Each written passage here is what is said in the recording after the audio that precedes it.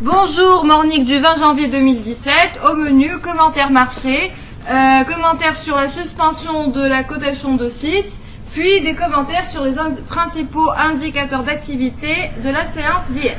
Donc je cède la parole à Rania qui va se charger de commenter le marché. Bonjour, deuxième séance baissière où le thune index a perdu 0,35%. Depuis le début de l'année, le thune index limite ses gains à 1,22%. L'activité boursière reste modeste avec l'échange de 3 527 000 dinars et Naql domine le volume suivi par Sotuver qui continue à dynamiser le marché. Le bilan des variations vire au rouge avec 29 valeurs baissières et 23 hausses. Sifat enregistre la plus importante hausse de 3,17%, suivie par OTH avec 2,74%. Nous avons récemment choisi d'introduire OTH dans le portefeuille de Alpha Mena et la valeur a fait vraiment ses preuves. Depuis son entrée, OTH a fait 11,2%, il reste encore 10% d'upside. Côté baisse, nous citons Sepat et Celcom, suivi par Simpar, qui se cote désormais à 41 dinars 710 milli.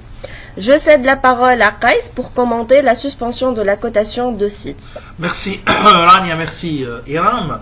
Alors, SITS c'est un peu surprenant. Hein. Si réellement on lit uniquement le communiqué du CMF, il n'y a rien.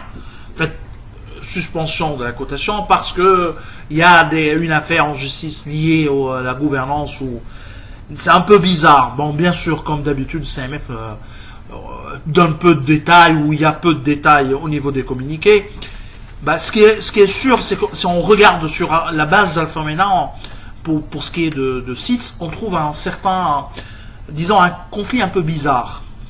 C'est que M. Akram Ziadeh est présent dans le management de SITS, board member du SITS, mais également il est board member de Sokna. Ce qui est un peu bizarre.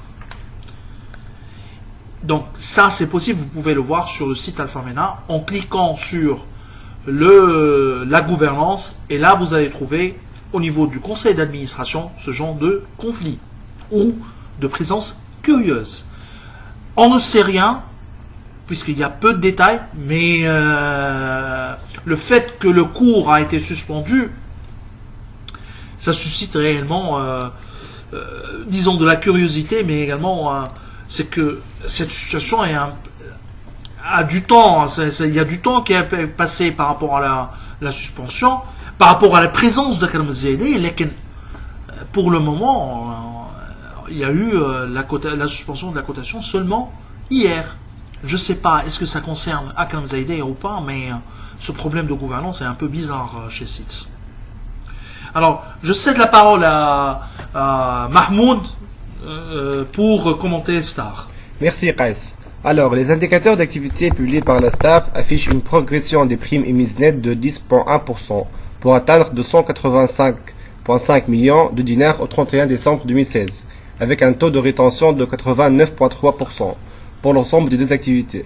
Cette croissance est soutenue par l'activité vie, plus de 80,4%, qui atteint 12,5 millions de dinars à fin décembre 2016, et une amélioration modeste de 8,1% des primes nettes provenant de l'activité non-vie.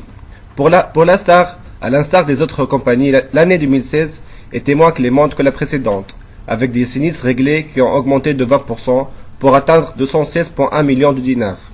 Les produits financiers affichent au 31 décembre 2016 un accroissement de 7,9% par rapport à la même date en 2015, pour s'établir à 49,5 millions de dinars en 2015. Voilà.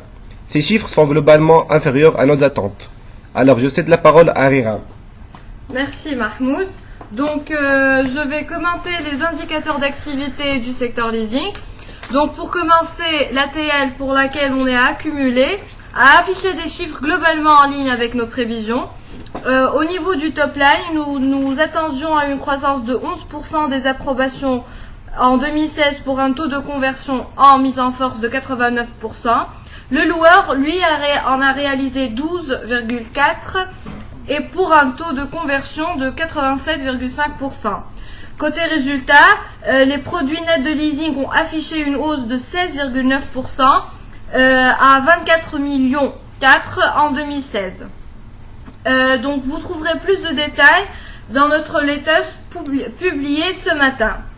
Dans le même contexte, SIL, valeur sur laquelle nous sommes à alléger, est globalement en ligne avec nos prévisions. Cependant, tout comme Annibalise, Tijeli Leasing et Modern Leasing sont supérieurs à nos attentes.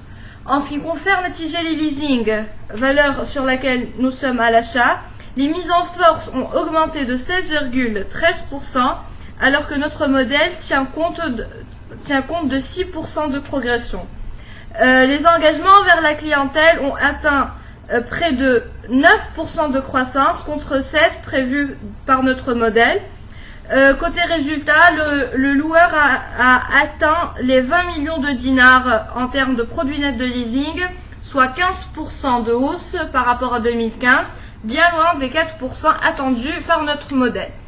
Sur la même lancée, Modern Leasing, nous sommes accumulés sur cette valeur, avec une hausse de 6,44% en mise en force et 12,1 millions de dinars en produits nets de leasing, soit une hausse de 34,64%, et aussi, comme je viens de le préciser précédemment, supérieur à nos attentes. Notre modèle tient compte